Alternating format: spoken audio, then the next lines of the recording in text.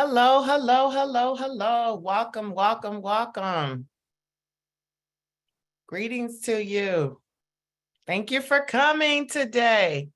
Listen, as you're coming on in, if you be so kind, for those who can hear me, in the chat, put in your city that you're chiming in from, and if you are a USA member, we really appreciate you coming for this wonderful, deliberate dialogue today. So thank you so much. It's going to be very informative, and we will be getting started in less than 60 seconds.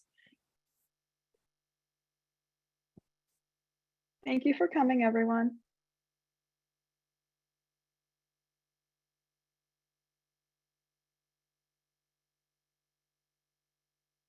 Righty.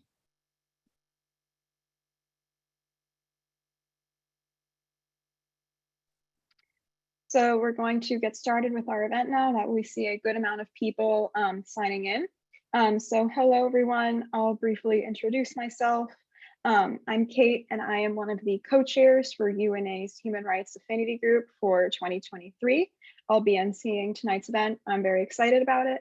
And on behalf of the co-chairs of the UNA Human Rights Affinity Group, on behalf of the UNA Women Affinity Group, and all of our wonderful speakers here tonight, thank you very much for joining us. As you may know, July 30th is World Day Against Human Trafficking.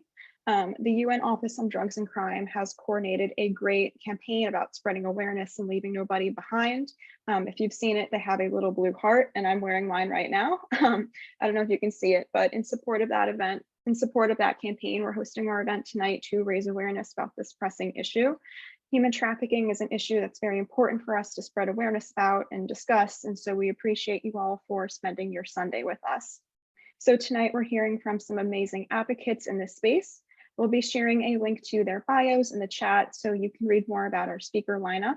And in addition, if you haven't already, we encourage you to watch California's Forgotten Children, a documentary by the wonderful filmmaker Melody Miller, who will be joining us tonight. We'll share the link to watch the film in the chat, and it will also be under Melody's bio that we're going to share. So thank you all again for joining us, and we hope that you enjoy our event tonight. Thank you so much, Kate. Dear fellow advocates and compassionate souls, on this significant day, July 30th, we gather as global citizens united in a common cause as we observe World Day Against Trafficking in Persons as part of the Blue Campaign with solidity from the United Nations Office of Drugs and Crimes. Today, our hearts beat as one, resonating with the fervent desire to stand up against the injustice of trafficking and the immeasurable suffering it inflicts on millions of our fellow human beings worldwide. This year, the campaign takes on an even greater sense of urgency, for we find ourselves confronted with crises, conflicts, and looming climatic emergencies, all of which have escalated the risk of trafficking. As advocates or concerned citizens, I call upon each of you today to join hands and raise your voice for the theme of 2023. Reach every victim of trafficking, leave no one behind. Let us shine a light on those who lack legal status, live in poverty, have limited access to healthcare, education, or decent work. Their struggle is real.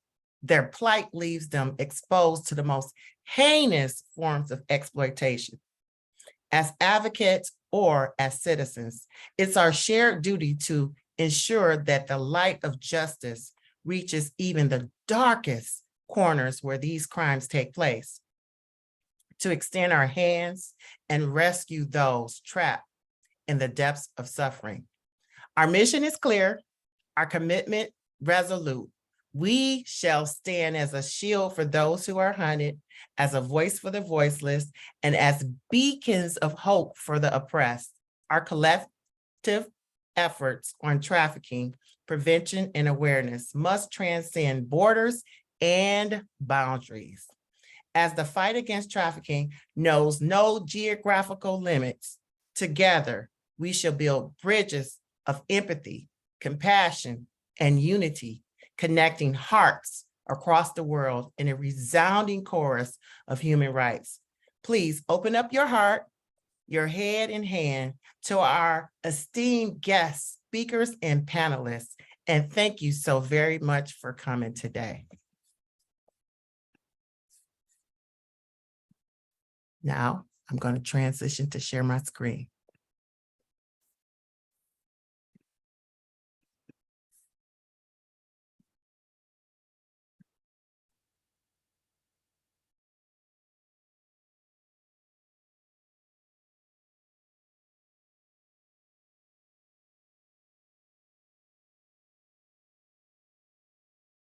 Thank you so much, Lady T, for those opening remarks.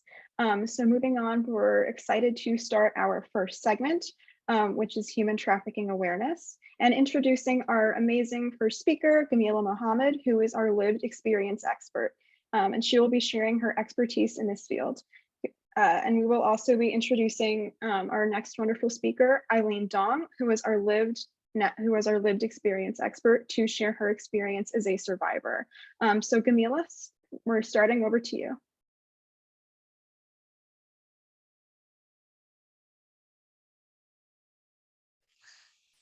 Thank you, Kate and Lady T. It's an honor to be here today. So thank you for having me.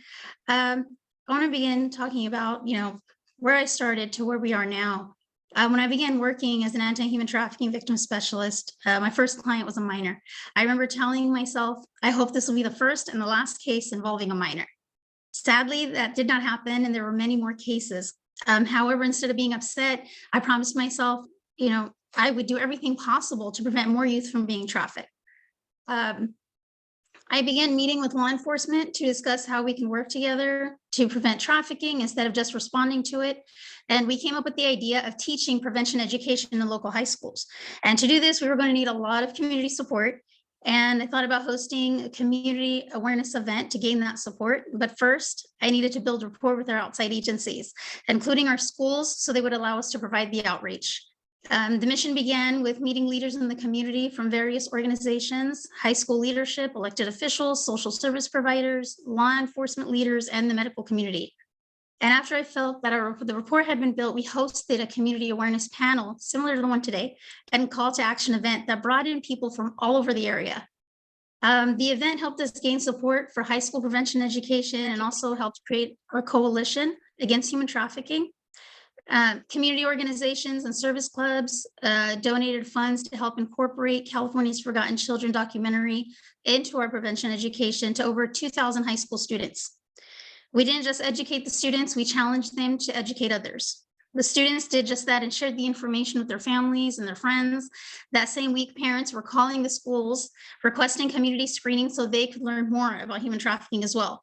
We also had students who identified with survivors in the film and were able to get connected to services. And I have also provided training to county law enforcement agencies, firefighters, medical staff, churches, CASA workers, teachers, and many more others. And a short while after one of our training sessions for law enforcement, I got a call from a deputy who actually identified a survivor. The survivor said no other deputy had ever believed or listened to her. And I'll never forget that call or how that survivor felt. As a result of the community work, we obtained a competitive grant to open a safe house for human trafficking survivors, equipped with a full-time attorney and mental health services. We also partnered with agencies like WorkNet to support survivors with job training. In addition, I convinced the local police chief to give me an office inside the police department to continue the outreach, training, and support services, and to support survivors. So while in that role, I took advantage of the opportunity and created a trauma-informed interview room inside the police department. The room helped survivors feel more at ease because it looked like a home living room, not your typical police department. I also provided ongoing training to our officers and supported victims that came into the police department. I still raise awareness today through training and screenings of California's Forgotten Children with the support of Melody Miller, who's here today. Thank you. My long-term goal is to obtain my law degree and continue fighting for survivors. And I also want to work in reallocating the funding provided to many agencies so that larger sums can be used to support survivors long-term, such as permanent housing options for them. Remembering that survivors are the experts and we need their help to stop trafficking is very important. Neither of us can do it alone, so we must work together whenever possible.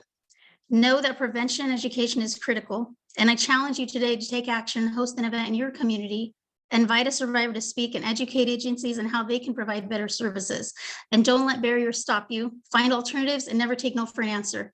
You must get creative, find common ground, and learn to listen. Only then will your approach get better, and outreach is crucial to combating trafficking. If people don't know what trafficking looks like and how it happens, how can we fight it?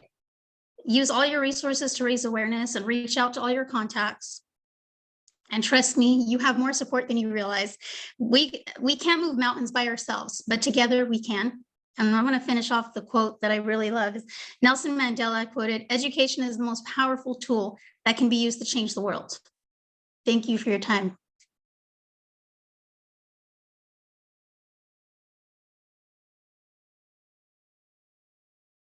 Thank you so much, Gameelah, for sharing your experience with us. It's so inspiring to hear about all the amazing work that you're doing to prevent trafficking.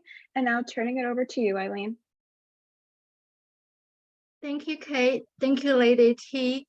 And thank you, Rachel. It is my honor to be here as well. Imagine waking up abused and exploited with nowhere to go, and my predator threatening me for life, and my family was 8,000 miles away. That was me. After I was battered by my intimate partner, I ran for safety. I had to stay at shelters. In between, I had to crash on people's couches. Women were worried that my abuser will come after them and their children. Men, unfortunately, who accepted me ended up sexually abusing and exploiting me. My story is just one of the countless narratives of trafficking survivors who have endured unimaginable hardships today on this World Day Against Trafficking Persons. We must not only raise awareness, but also address the vital connection between trafficking and housing, which is referred to on SDG 11 as well, to recognize the need to make cities and human settlements inclusive, safe, resilient, and sustainable. I stand before you as the founder of Hope Hicks Global, a nonprofit organization that supports survivors from human trafficking and other gender-based violence from all backgrounds, leaving no one behind. Our mission is to build shelters with trauma recovery centers and social enterprises, ensuring that every victim receives the care and assistance they need to heal and rebuild their lives. Despite our best efforts, we face a shortage of adequate shelters and support services in Texas alone.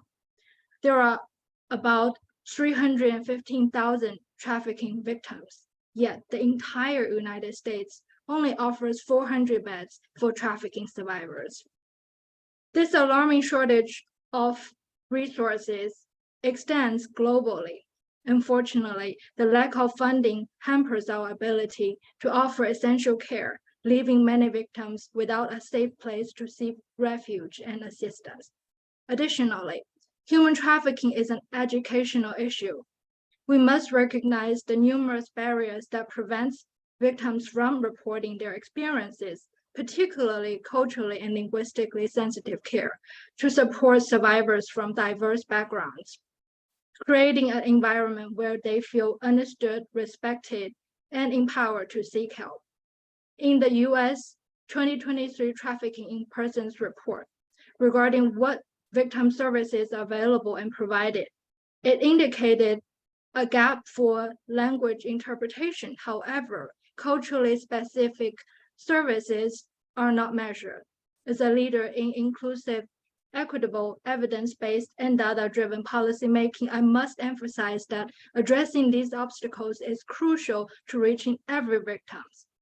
My upcoming book, Thank You, Predator, A Guide to Trauma Recovery from Abuse, will be a valuable resource in providing guidance such as cultural competency for law enforcement and victim service providers, recognizing signs for our citizens, steps for trauma recoveries for our survivors. Additionally, in-house training on human trafficking and its intersections, such as corporate social responsibility, and conferences like the 2023 International Conference on Abuse on October 26 in Houston, Texas, are essential steps in combating this issue. There has been progress. I supported the recent passage of Texas Senator Bill 49, which increased the crime victim compensation in Texas. However, much work remains to be done. We must advocate for the comprehensive legislation that addresses the root causes of trafficking, that enhances victim protection, such as zero tolerance in businesses and human trafficking education in schools. In conclusion, on this World Day Against Human Trafficking in Persons, we must not only raise awareness, but take concrete action to support survivors and prevent further abuse and exploitation. Human trafficking is not a foreign issue. It is happening in our backyard. I call on each of you to volunteer, donate, attend conferences and trainings, read my book, and be a part of this solution. Today, I dream of being an ambassador, representing survivor voices and advocating for policy changes at esteemed events like UN Women, UNESCO, and UNODC to bring hope and raise awareness against human trafficking. Let us join hands to build an ecosystem among public and private sectors and work towards a world free from violence, exploitation, and slavery for every trafficking victim, providing shelters, fostering cultural sensitive care, and promoting education. Thank you. Thank you. Eileen, you're so strong and so admirable, and we admire all of the work that you're doing to create a safer community. And under our speaker bios, you can find more information about Eileen's work and her upcoming book to support her in all of the amazing things that she does to prevent trafficking and create a safer world for all. And next up, we're going to transition to our next segment featuring Josie Feemster, who is our national expert speaker, and Josie will be talking about types of trafficking. Josie, over to you.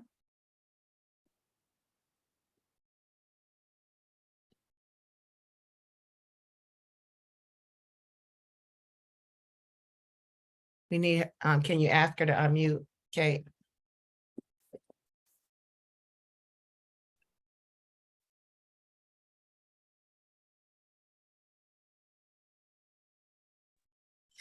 Thank you. I was having difficulties there. Thank you all, and thank you to the speakers that actually just spoke.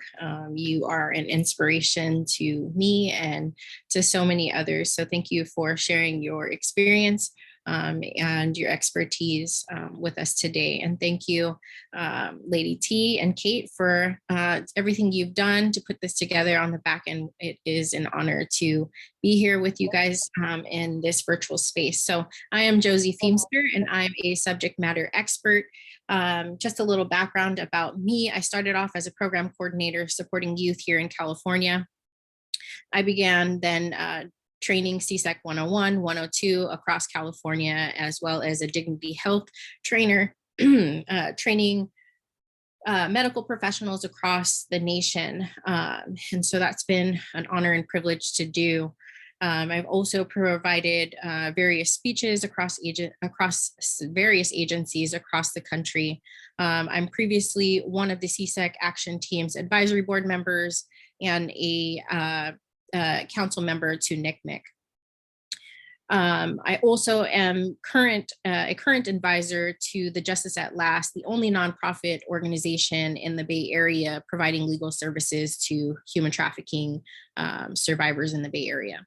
So ladies and gentlemen, my fellow other humans and people here today, let's dive a little deeper into the important topic of human trafficking. So focusing on the different types of trafficking and the signs and indicators and the vulnerabilities and the risk factors are critical.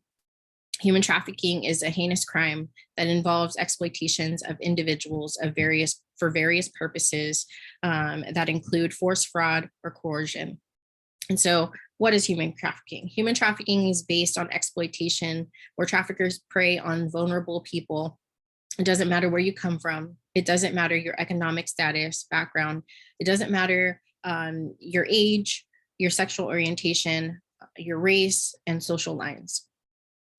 So human trafficking, according to the Trafficking Victims Protection Act, also known as TVPA, the federal legislation outlaws sex trafficking and labor trafficking. Again, trafficking includes force, fraud, and coercion. And so that can mean any physical harm, any physical abuse. Fraud involves false promises, false love, false employment and working conditions for labor trafficking victims.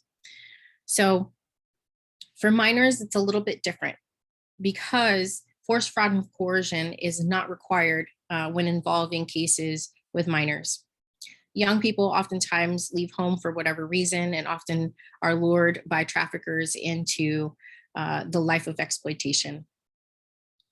So again, according to the TVPA Act, any minor under the age of 18 induced to perform a commercial sex act under any circumstance is a victim. And any adult induced to perform a commercial sex act via force, fraud, or coercion, and anyone to induce, perform labor services via force, fraud, or coercion. Oftentimes, labor trafficking as well as sex trafficking goes unnoticed, but most of us here today know that it is happening here. When I first started learning about human trafficking, I did not have the knowledge, the language to understand what trafficking truly was. And so as I learned myself about what that was, about what it was, and how it impacts so many young people and just people in general in the United States, my mind was blown. My heart was broken. And so with sex trafficking, again, it involves recruitment, harboring, transporting, obtaining persons through force, fraud, or coercion. And labor trafficking, on the other hand, refers to recruitment, harboring, transporting, obtaining a person for labor services using the force, fraud, or coercion. And so some of the signs and indicators, I would say what I have seen is unexplained injuries, right? Any signs of physical abuse, malnourishment, poor living conditions. Some psychological signs would be any display of fear, anxiety, depression, extreme submission. They may avoid eye contact or controlled by someone. Oftentimes, labor trafficking victims will have lack of identification, or even victims of sex trafficking may not have access to their identification or documents as such. When victims come in contact with law enforcement or any other supports, there may be some inconsistencies in stories, right? Conflicting stories, scripted stories even about their circumstances and why they are where they are in the situations that they're in. Working conditions, oftentimes for labor trafficking victims, they may work long, excessive hours, receive little to no pay, or have no control over their working conditions. Some of the specific vulnerabilities that make people vulnerable to trafficking is poverty, lack of economic opportunities available, make them susceptible to trafficking. Traffickers prey on those who are seeking to live better lives and in need of opportunity and support. Some of these social vulnerabilities, so discrimination, limited support of networks, and individuals who lack resources. Oftentimes, people who have been exploited are not looking, are afraid to look for help, to reach out for help for various reasons. They may be threatened, their families may be threatened. And so, and I've heard many stories that, they wanted to leave. However, their families were being threatened. And so they stayed And so there's a lot of various reasons why people stay. And I know that's a common question that people ask, why victims stay. And again, that it just varies, but it is a very scary situation. And it's not as easy as one would think to just leave. Another vulnerability is the risk of substance use. And, you know, oftentimes traffickers will use substances to control and manipulate their victims. And so it is really challenging, you know, for people who have not experienced trafficking to understand sometimes why people end up in these very horrific situations. But again, a lot of these vulnerabilities are there, and traffickers use those vulnerabilities against these people and traffic them. And so signs for young people or people younger, let's say for child sex trafficking. So a lot of youth who are unhoused and have run away, have been in the foster care system. Sometimes if youth possess large amounts of cash, or buy high-end things, and you're wondering, you know, you're 15, how can you afford, you know, a very high-end, you know, designer bag or whatever. Oftentimes some young people will have hotel key cards with them, have false IDs, lying about their age. Again, that inconsistency and describing and recounting events of where they've been and who they've been with. Unable to provide information about their parents sometimes is a sign as well. Another thing to mention is that, you know, how are victims being lured into the life of trafficking? Sometimes young people right now, what I've seen is young people are being approached on social media. So social media has really changed how people are being recruited into the life of exploitation. I know when I first started learning about this, social media was out, but not as prevalent as it is now. And there's a ton of social media platforms that continue to pop up. And that is a way that young people are being lured into the life of exploitation. And so this is just a brief overview. I know there's so much more that I can share. I know that it is important for us to understand what human trafficking is, to see what we're identifying, so that way we can best support those young people who are being trafficked. Thank you.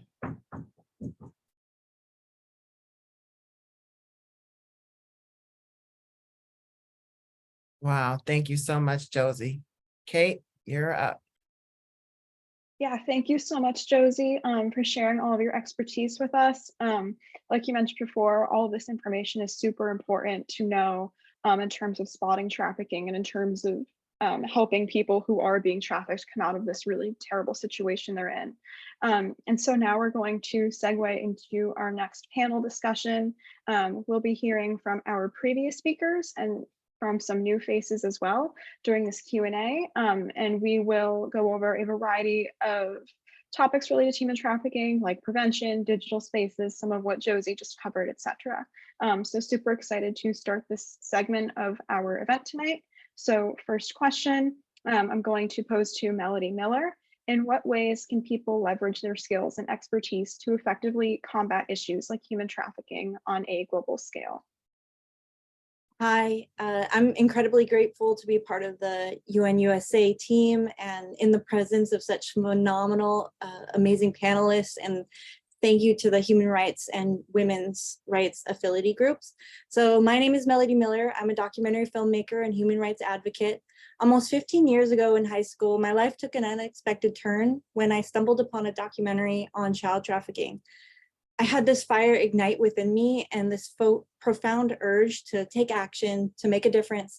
So I signed up for a local nonprofit that serves commercially sexually exploited youth in Oakland.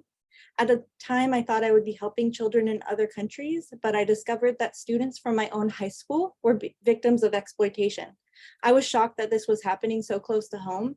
I dived into the cause, volunteering tirelessly to support survivors with whatever they needed, from fundraising to wrapping birthday presents.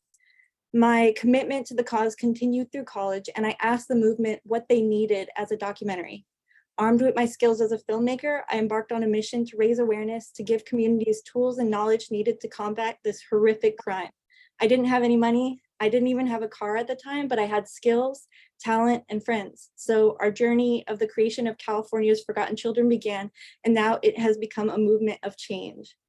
California's Forgotten Children has reached thousands of people worldwide, sparking conversations and raising awareness about child sex trafficking. From airing on PBS to screening at the United States Senate, even tech giants like Facebook recognized the film's impact and used it to train their international staff to protect at-risk individuals and hired the survivor leaders from the film to aid them. Holding screenings and discussions, we collaborate with schools, communities, governments, health services, and more. We've worked diligently to create a trauma-informed guidebook to accompany the film, and this has been used to recover victims with the support of crisis centers and police departments. The film has helped fundraise for safe homes and direct services and has created jobs and opportunities for survivor leaders. But our work is far from over. That's where you come in. Your voice, your influence can make all the difference. By advocating for our cause, hosting a screening of the film in schools, you can magnify our impact. I hope that through this meeting and watching the film, we can encourage you to look at your own skills like I did and use them to make a difference, to create a safer, brighter, more compassionate world for our children and ensure no child is forgotten again. Thank you.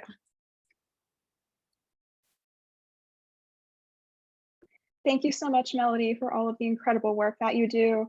Under Melody's bio and our speaker bio and our speaker's bio compilation, you can find the links to watch her amazing documentary film, California's Forgotten Children, and see all of the amazing work that she's done to put this together and hear from survivors on how we can combat trafficking.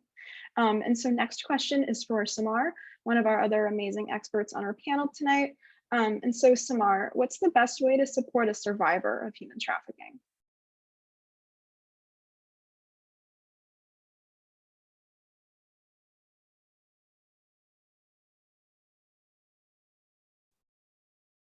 There we go. I was like, I need to unmute. Somebody help me out. Hi, everyone. I'm CeMarr Peterson. I'm the Safe Harbor Division Director for a youth and adult led nonprofit organization in Minnesota. The best way to support a trafficking survivor is the question, right, Kate? Okay.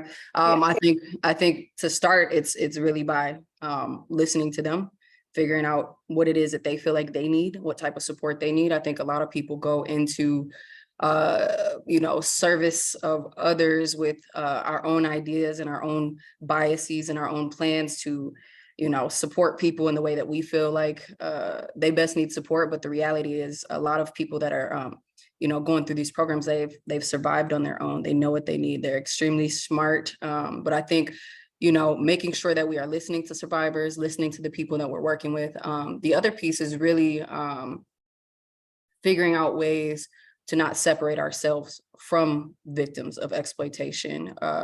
I think there's a lot of this they, them, but the reality, I think someone was talking earlier, trafficking doesn't discriminate. And I think that we often look at people like, that could never happen to us, even though we're in the work and we know that it can happen to us. We know that, I've worked with probation officers, I've worked with professionals, I've worked with folks who, a lot of people would never think that this would happen to, but the reality is we have to protect each other. So not separating ourselves from survivors.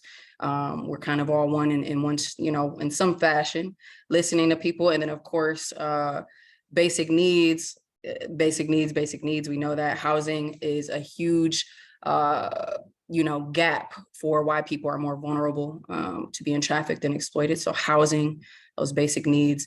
I think ultimately listening to people, and making sure that we're just paying attention, building relationships with people, following through on what we say that we're going to do, being reliable. And, you know, when it comes down to working with survivors as experts, remembering that, one, they should be paid and paid well for their contributions, and also that we shouldn't just be utilizing them in transactional ways, right? Utilizing people in transactional ways. We get what we need for feedback and information, but that at the end of the day, let's make sure we're not throwing people away when we're done getting what we need from them.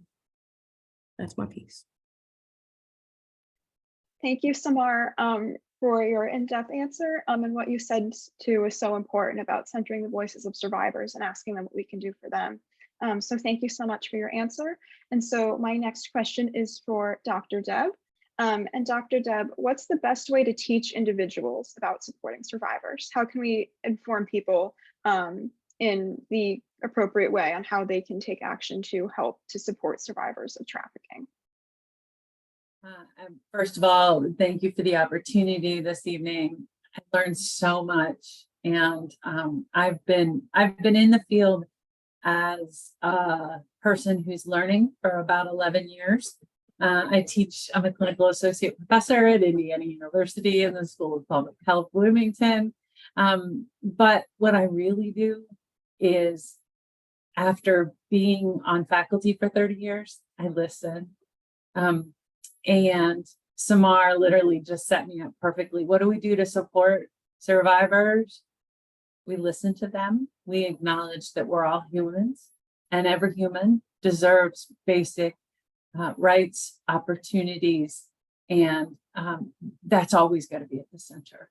And I think CeMarr set me up again because she said so beautifully that we need to look at them not for what their experiences are, but also their talents. Humans who have been trafficked come with an unbelievable amount of experience. And if we can take and match that experience that they have with the skills and knowledge they already have, even if they're not traditional education, I think higher education is really important, but it is by far not the only way to gather knowledge. And I know there's a lot of folks with a whole lot less formal education than me that are much smarter than I am on any topic. And so what we need to do is really bring it back down. Focus on the human, actually listen to them, which is harder and harder, I think, sometimes when there's a lot going on in our world. And then ensure that every communication we have is based on respecting them as individuals. Thank you, Dr. Deb. And I love what you said at the end. You know, it's important to respect them as individuals and recognize, you know, their bravery and their talents, etc. So thank you. And my next question is for Eileen. And that is, what are some common misconceptions about human trafficking? You know, I know we were just talking about that movie that came out, Sound of Freedom, and I know people are going to see that, but you know, Hollywood and doesn't always provide the correct information about what you need to know about, you know, really serious topics like this. And there are some misconceptions that can go around. So Eileen, what would you say are some misconceptions about human trafficking, from prevention, for how it happens, etc.?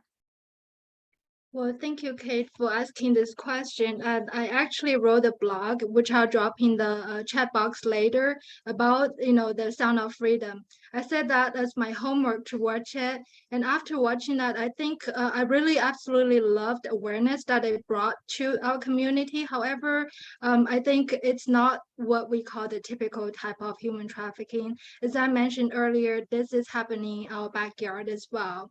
And secondly, there are so many different types of human trafficking. So it's not just sex trafficking, it's not just child trafficking.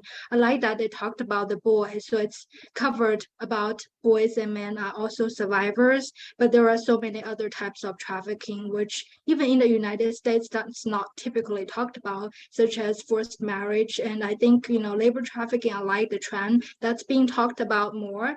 And additionally, I think we really need to recognize the difference between smuggling and trafficking. Even I did not get a chance to mention in my story. For me, I thought I was just a survivor of domestic violence because we did not know, we were not raised, we were not educated about this. That's why it's essential to identify the differences between smuggling and trafficking. What I always tell people is the part is coercion. So if you're coerced into doing something that you're not willing to do, that is trafficking. And lastly, I think, the conception from the movie Back Again, I think when they were rescued, I'm not sure how many of you watched the movie, when the children were rescued, I wanted to talk about their trauma recovery. I know that each situation is different. I remember vividly from my therapist, which I asked the question, how long is going to take for me to recover? And my therapist replied, honestly, it's all depending on your severity of your trauma and the repetitiveness of your trauma. And in this case, their reaction after them being rescued, being all happy, is not the reality. So I just wanted people, I think, I saw in the chat box so many different resources, and I would love to just go educate yourself, go find a local charity, a nonprofit organization, go on the website, they go on our websites to learn more. Thank you, Kate. Thank you so much, Eileen. And once again, thank you for all of the work that you do to prevent this issue from happening. So thank you once again. And moving on to our next question for Josie, and that is, how can we make digital spaces safer to prevent trafficking? You highlighted how the internet and social media can be a great tool to prevent trafficking, but how it can also be used to perpetuate trafficking. So how can we make digital spaces safer? Yeah, I mean, that's a great question. I think the internet continues to evolve. So that is one thing that we need to do, is continue to evolve, continue to learn, and to educate. Parents need to be educated. Adults need to be educated. Young people need to be educated on, internet safety and what that looks like. And I think, tech companies should, this is my thought, tech companies need to join us in the fight, right? And really have campaigns that highlight what trafficking looks like, and creating safer online platforms for young people and adults, period. I think it's important for all of us to continue to learn about what the different platforms are used for. Even these different games that I'm hearing about that young kids are on, I think that we as adults need to educate and learn how to utilize some of these different platforms. I know for myself, for a long time, I did not utilize TikTok, right? And recently learned how to use and start navigating TikTok, and my mind was blown how different it was from like Facebook, right? Or even text messaging, right? Like, so it's just a different form of platform. And I think it's important for us to educate ourselves and continue to educate and continue to follow the different platforms. That way we can keep, everyone safe. But education is the biggest piece. I think no matter what we're doing, we need to continue to educate and spread the awareness around that. Like I said earlier, traffickers are luring young people and people, period, across the world through social media and various platforms. And it's really critical for us to just stay on top of it. Yes. That's a wonderful answer. Thank you so much, Josie. That's super informative, and I know I've learned a lot from your expertise tonight, so thank you so much. And so for my next question, we're going to circle back to CeMarr. And for this question, it's how can we ensure that prevention measures are effective and that they're really working well to protect people from human trafficking? There we go. This unmute's been fun all day. I think one, I know here in Minnesota, and I would imagine around the world, there's not even really great prevalence information to start with. So thinking about, you know, what are the numbers of people who are being trafficked and exploited? You know, what do those populations look like? And I think following those stories through, you know, data, of course, is super important. But I think also, you know, it sounds simple, but I think through those relationships, through asking people if it's working, when they're, you know, utilizing our services, when they're utilizing our programs, talking to them about what it is they like and don't like about, you know, our services, including them, you know, like we've been talking about this whole time, including them, you know, along the process when you're designing, you know, some of those services. So for example, our organization is youth and adult led. Our youth are a part of our board of directors. We have 5 youth advisory boards at our organization. They help us not, you know, only to just do public speaking and lead workshops, but they help us to design our programs. They help us to design our policies. They help us to hire our staff and sit in on interviews. So I think really, you know, working with survivors and helping them get to a place, you know, where we're guiding them from that trauma all the way through healing. You know, when we have these 14-year-olds come into our programs, we're seeing young people that have, you know, kind of been throughout that process for years, and now they're graduating college, they're working these regular jobs, you know, and again, it kind of goes back to not making, to making sure that people aren't transactional. We're in these nonprofits and we're creating these services and supports, but at the end of the day, these are humans. We are humans. We have to really rely on the relationships as the foundation of the work that we're doing. So I think it really is about talking to people. And then looking, of course, at that data. So, you know, but we have to have the data to start with. Thank you so much, CeMarr. That was an awesome answer. And I like what you said about data too. You know, it's important to have that information in order to keep up with this problem and effectively fight it. And so moving on to our next question, I'm going to pose this one to Eileen. How can we prevent the spread of misinformation about human trafficking? We talked about some misconceptions, but how can we make sure that folks are informed on, you know, what's realistic and what's not? Sorry, just trying to get myself unmuted. Yes, I think, you know, to prevent the spread of the misconception is going back to, you know, what a lot of our amazing panelists are talking about, the education. I really believe that education is the key to educate ourselves, educate our communities. And there are many ways, you know, going to the community events, going to the nonprofit organizations, a lot of them host volunteer training. That is the best way to get information and updated information from your local communities. But also there are a lot of, you know, online resources. Again, I would direct to the resources that are in the chat box, and it's also on our website, hopexglobal.org. But really, most importantly, I think, you know, for preventing the misconception is to equip ourselves with the knowledge so that we can inform our loved ones, our community, whether, you know, you have children or not. I love what CeMarr talked about, the children and the youth, and I love that UNA is doing a lot of the work with youth, and especially with the youth declaration this year. So I think youth are being vulnerable to traffickers because of what we talked about, the online technology and all of these. So I think if we can combine the training with the education with the majority as well as including the youth, so it will really put them to a safer spot, and in addition to working with the law enforcement. Thank you. Thank you so much, Eileen. And I love what you said too about bringing youth into the movement to help combat trafficking as a young activist. So thank you so much. And our next question is for Dr. Deb, and that is, how do you think that current policies, whether that be, you know, legislation, bills, reform efforts to prevent human trafficking in communities, how do you think, what are some of the things that they're doing right, and how do you think that they could improve in some areas? I think it's a really exciting time right now when we look at what various legislative bodies are doing, which the fact that there's a conversation and we're having conversations about what to do is probably the most exciting part for me, because that then helps us understand that folks have started to really see this as an issue.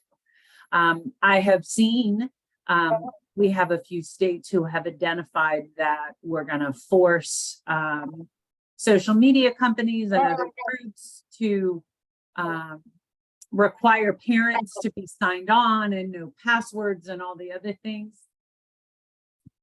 While that's a good start, I wonder how many teenagers will be able to rework the system so that that's not an issue for them. And so I think the answer is not trying to legislate who, but legislating information, education, and training, like everyone has said. It is critical that everybody understand the potential harm and the amazing things that can happen on our internet. And we need to empower kids and families and community members and any human in understanding their role to have an impact on it. So there's an opportunity for legislation, but mandating things that teenagers have already figured out how to bypass may not be the best option. I do think there is great effort right now that is putting some of the originators, the social media companies themselves, in a position where they're creating opportunities to support and engage in that education. And with that, I think that's probably heading down a better path. Thank you. Thank you so much, Dr. Deb. And I love what you said about empowering communities too, because it's important to inform all that, no matter what your role is, you can make a difference in preventing trafficking. So thank you very much. So thank you so much for your answer.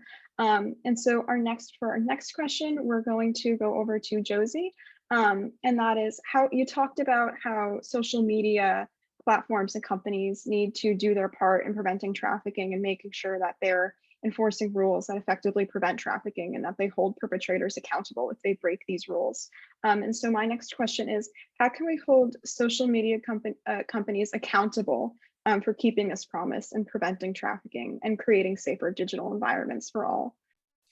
Great question. I mean, education, that is always my number one go-to. And I know Eileen mentioned that as well, as education. But also social media platforms can improve their policies by implementing stricter content moderation. I think they need to have reporting mechanisms available for people to report and provide resources to recognize, for users to recognize and report trafficking activities or recruitment activities. I think it's critical for people to understand what they're looking for. And there needs to be, just like a like button, there needs to be a report button, right? Like right front and center. Again, they just need to implement stricter content moderation. I think the exposure that young people have, and just even me as an adult, I can scroll through social media so quickly. I'm like, wow, I spent, 30 minutes already scrolling, and who knows, like all the different things that I'm seeing. So I think they really need to do a better job. And I'm sure they have a team of folks at each of these tech companies. However, I think they also need to probably include survivors, right? And talk with survivors and see, so that way survivors can be at the forefront to educate them to see the signs of what to look for. Because for instance, familial trafficking, you won't see familial trafficking being, familial trafficking is one thing that I didn't mention when I was listing out the different types of trafficking. And that happens when you're being trafficked by someone in, someone in your home, even a mother, a father, an uncle, a cousin, someone in your home. And so how would you see that on social media? Right? How would you be able to identify that? And so there's different things, labor trafficking, how will you identify that on social media? What does that look like? What are we looking for? And so again, just really that education piece, but again, improving their policies within their systems. Thank you so much, Josie. And as you've highlighted, it's super important to be conscious of social media, because it's super accessible and that can be both a tool for good and a tool for bad. So it's important to keep tabs, on companies and make sure that they're doing what they can to promote safer digital environments. And so now we're going to move on to our last question for the sake of time. And so my last question is for Melody.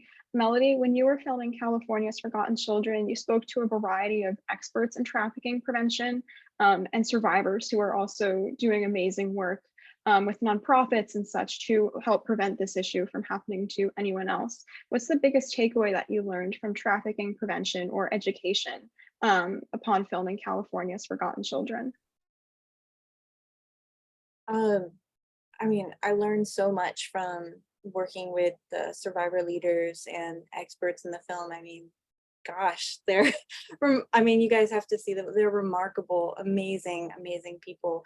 And, you know, they've also become friends, you know, we through the film creation, you know, we've gone to screenings together, we've traveled, and, you know, it's just, I think, you know, for prevention education, bringing people together as a community and sharing your passion to end this horrific crime. I mean, think about it. Children and people are being tortured. This is horrifying. And within your heart, if you could find that fire within you and just unleash it, and find people around you to, you know, bring prevention awareness events, work with leaders in the community, organizations, anything that's like wrong, that you feel like the police department needs training, or, you know, that there's no safe homes in your community, just look at what's needed and then bring people together.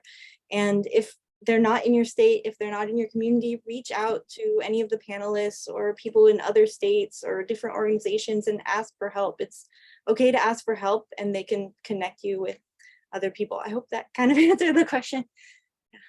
No, that was a great answer. Thank you so much, Melody. So thank you to Melody, and thank you to all of our wonderful speakers for sharing your insight and your knowledge about this topic. It's been such an honor to hear from you all.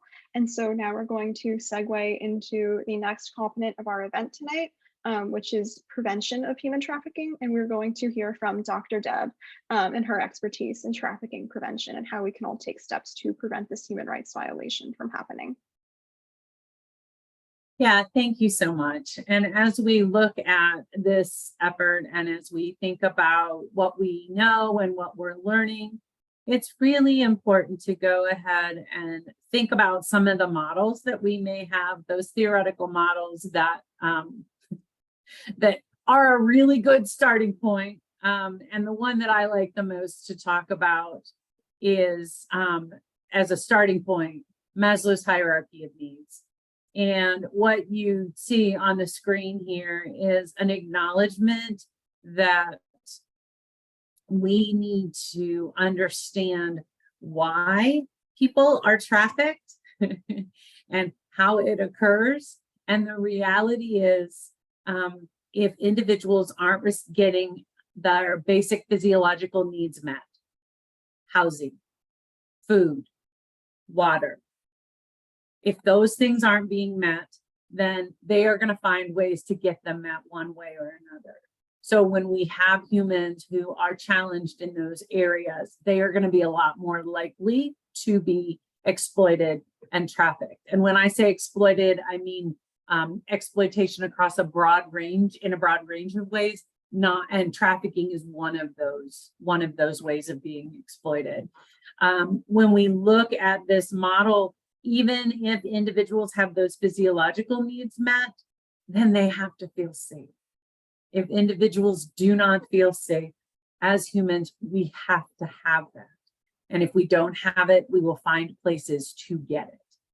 The moment individuals don't feel safe, then that door opens up for them to potentially be exploited, with trafficking being one of those types. If an individual doesn't feel safe at home because there's a situation of domestic violence, if an individual doesn't feel safe at home because they're being abused in any of the different physical, mental, emotional, financial, if there's different kinds of abuse happening, that might have a negative impact on their ability to feel safe. If they don't feel like they live in a community that is free from violence, that is free from gun violence, then they are going to find other ways to try and get that. And we can't ever judge people for that, because they're trying to get those very basic needs met. If they have their own physiological needs being met and safety needs being met, then they may not feel like they belong. And this is true for individuals across the lifespan, regardless of how old they are. But it's even more important when we're talking about youth, because as their brains are developing, it's very important for them to feel like they belong, certainly in their peers. And some of the individuals who are seeking to give them that belonging are doing so in a way that is potentially grooming them. So we have to be very cautious.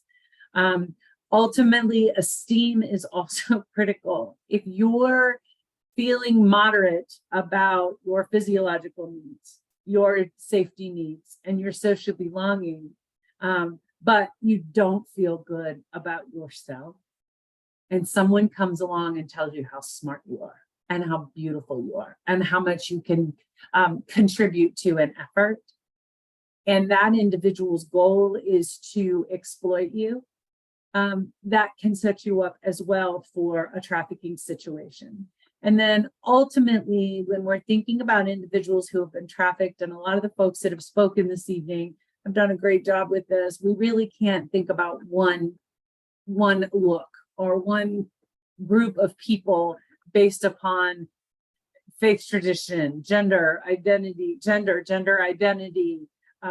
any of the ways in which we break humans up. Any human can be victimized by human trafficking. When we go on to the next slide I have there for you, it's really important to think about some key terms. And the first one I have there is empowerment. And because I'm part of a panel of amazing humans, this concept is something that's already really been identified as we've talked. When we look at the strengths of an individual, when we focus on helping people build skills they already have, identify the ones they want to have, when we build their knowledge, when we build their resources, we're empowering them. And that's how we can look for individuals who maybe have not been empowered.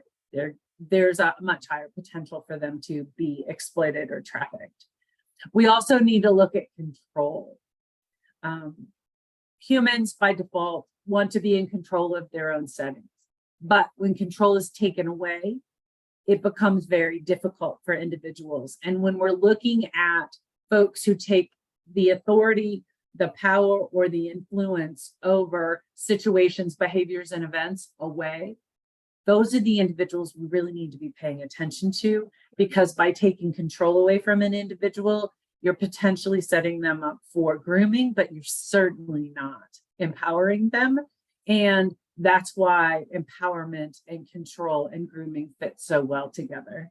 You'll see my definition here of grooming, the practice of preparing or training someone for a particular purpose or activity. In regard to groomings in general, we don't really talk much about it, but when it comes to grooming for exploitation or trafficking, it's about taking away control and taking away all of an individual's contacts so that they only have the people that are in the exploitation situation around them. As we go on to the next slide, I want to make sure that we're highlighting some of the positive things, the things that we know really work.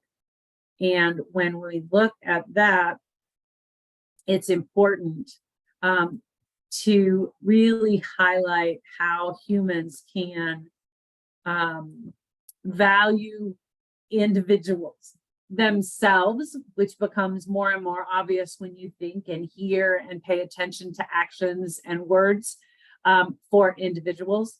But they value themselves, but they also value and respect the humans around them. And that respect has to come in giving freedom, giving control. I will be in about 3 weeks walking into a classroom with 120 students. And the first thing I'm going to tell them is we have a partnership. We're going to be building that partnership throughout the semester. And if you guys hold up your side of the partnership, I'll hold up mine. And then together, we come up with ways in which I can support them, give them control, and allow them to demonstrate their own skills and build them while also building respect of themselves, but also the people next to them. Education. we've said it repeatedly tonight. Part of the reason I really enjoy what I do in the classroom is that I focus specifically on empowering individuals who seek to work with youth in their professional careers. And I see my role in education as one that really builds on all of those pieces that are so critical to empowerment, listening to other people, and knowing that in that group of 120, at least 60 or 70 of them will have experienced significant trauma.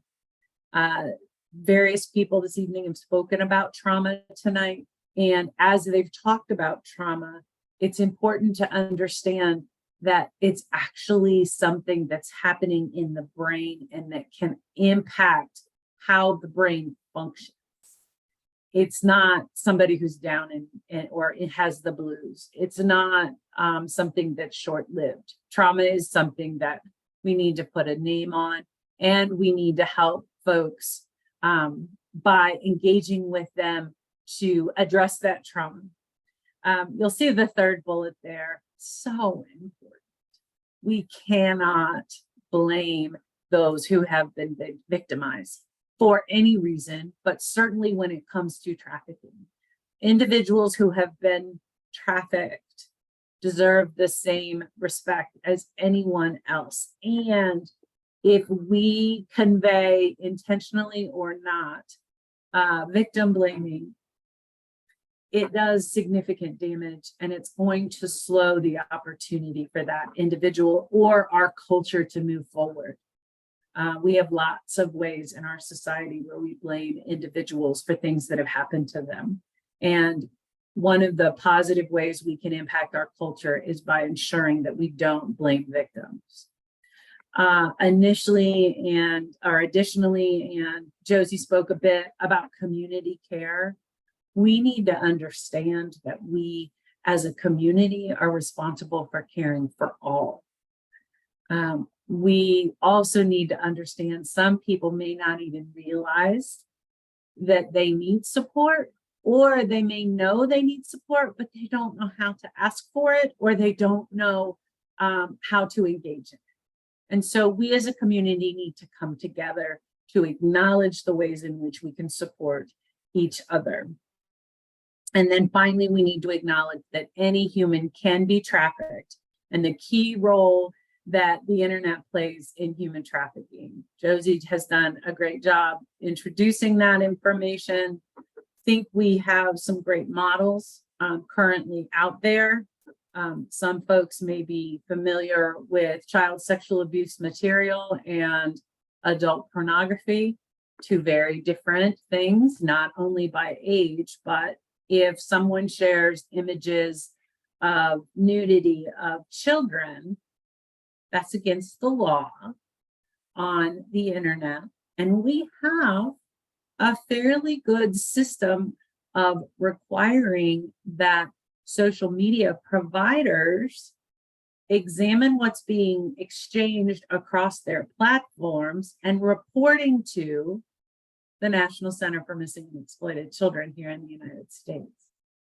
In 2022, there were over 29 million images and videos that were reviewed. We need to acknowledge that the model that we have for child sexual abuse material online and the partnership with the National Center for Missing and Exploited Children is a great model for responding to potential trafficking and exploitation online. Additionally, we need to really think about the ways in which young people are utilizing the internet and ways in which they can be part of the answer. You've heard about empowerment. You've heard of the amazing way in which CeMarr's agency really brings youth on board to be a part, not a token. You've heard of other agencies that have brought those who have been trafficked on board, not as a token. That's an opportunity for all of us to be aware of. And as everyone has said, It's about education. It's about having the conversation. It's not about duplicating efforts that already exist. So we really need to utilize what's already out there. And we need to bring all people together with factual information. And as it was said earlier, it's a great idea to have conversation about trafficking, but we need to make sure we're working together with verified, factual, survivor-informed or survivor-led organizations. And that's how we're going to make a difference. I want to re-highlight the words that Gameelah shared from Nelson Mandela. Education is the most powerful tool to change the world. And we all thank you for your time as we continue to find ways to make positive change in the world. Dr. Deb, thank you so much. That was such an amazing presentation. I learned a lot about, reading the words on your slides and hearing what you had to say. It's such an honor to have you here. Thank you so much for sharing all of your expertise with us. And now I'm going to turn it over to my lovely co-chair of the UNA Human Rights Affinity Group, Nancy Martin, to facilitate our Q&A session. Nancy has some wonderful questions prepared about our event tonight for our speakers.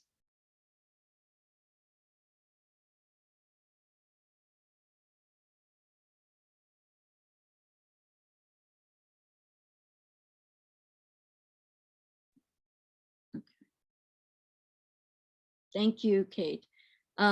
Yes, I do have some questions, and also there is a question in the box. Maybe I'll read that one first. It's from the Reverend Laverne Baxter. It's, what can I do as a member of the UNA USA to help inform the various counties? Though she says countries and states, maybe she means, I don't know if you mean countries or counties and states and cities, from your platform. And I know anyone is welcome to speak, but as a member of UNA USA, I know we have done a number of meetings about trafficking, and I think every UNA USA should have at least one meeting every few years about trafficking with survivors. And Melody's movie is just fantastic. I've watched that a number of times now. Would anyone else like to respond to that? Hi, yes, this is Lady T. Thompson. Listen, everyone, we thank you so much for being here. So I know we have some international guests here, and thank you all that from Nigeria to South Africa for your participation. But there's two things, if you want to get involved here in the US side, that petition that's there that says, please sign UNA USA Human Rights Petition, do that. Please take a moment, go to the Advocacy Hub and sign that petition.